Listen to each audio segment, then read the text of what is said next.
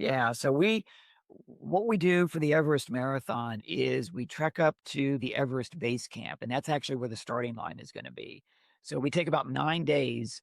We fly into a town called Lukla, which is the starting point, and we take 9 days to trek up to the Everest base camp. We spend the night there, and that's at about 5,700 meters. Uh, Gosh, I'm trying to think. It's over 17,000 feet. And we spend the night there and then we start the next day. And we basically, having spent 9 days hiking up the mountain, we spend the day running back down. Um, and I say the day, I took the day. The winner took far less time than that.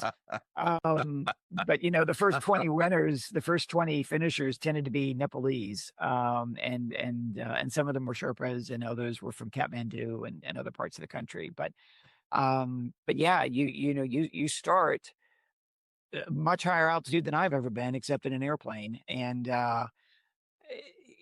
training for that when you live at sea level, as I do, is a bit of a challenge. That's for sure. The weather was manageable. We are up there in May, and it's actually a very nice time to be up there on the mountain.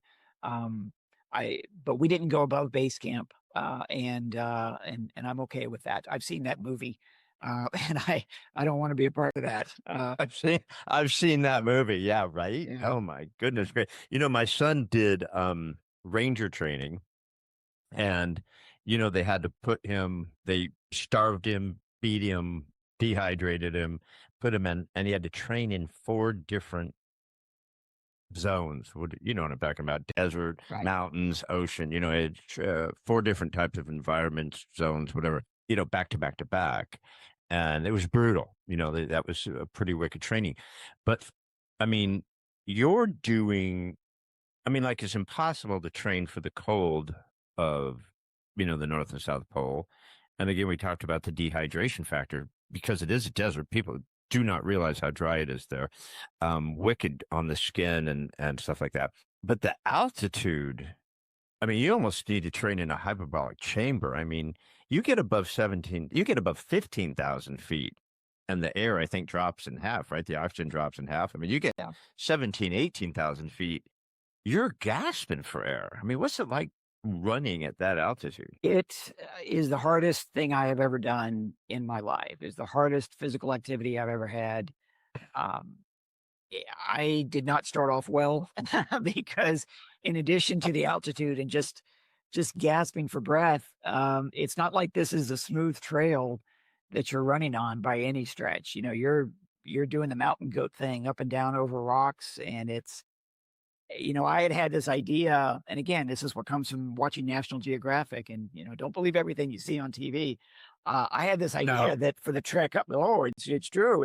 It's not a straight line going up and then a straight line coming back. It's this the whole way. And so I had this idea in my head that I was going to get to the base camp, get to the starting line, and then it was a downhill run for 42 kilometers. And I realized as we were hiking up, I'm like, oh, no, no, no, no. This is going to be a lot of up and down. This is going to be climbing over rocks.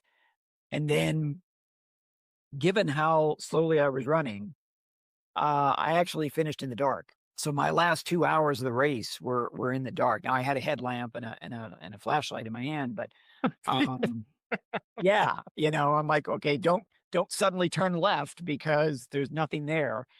And Even the mountain goats don't walk around at night up there. All right. They know not to go wandering around up there at night. they know better than they're smarter than I am. uh, in terms of training for the altitude, something I've looked into here in Singapore is there actually is an oxygen or an altitude house, I guess they call it, that the some of the Olympic athletes here will use for their training. But not being Singaporean and not being an Olympic athlete by any stretch of the imagination, I wasn't able to do that. There are some training methods though that I have since discovered that will help, and they're really designed to help you build lung capacity. It's putting on a mask, restricting your oxygen flow while you're running on the treadmill. But it would have been useful. Something like that could have been very useful. We had people who were not able to start the race. We had people who had to turn back during those 9 days. We had one person who had to be evacuated out of the base camp by chopper because of altitude sickness. Um, they I don't know if I'm supposed to say this or not. They have lost people before. They've had people pass away during this.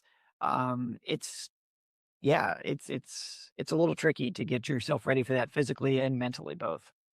That's just a little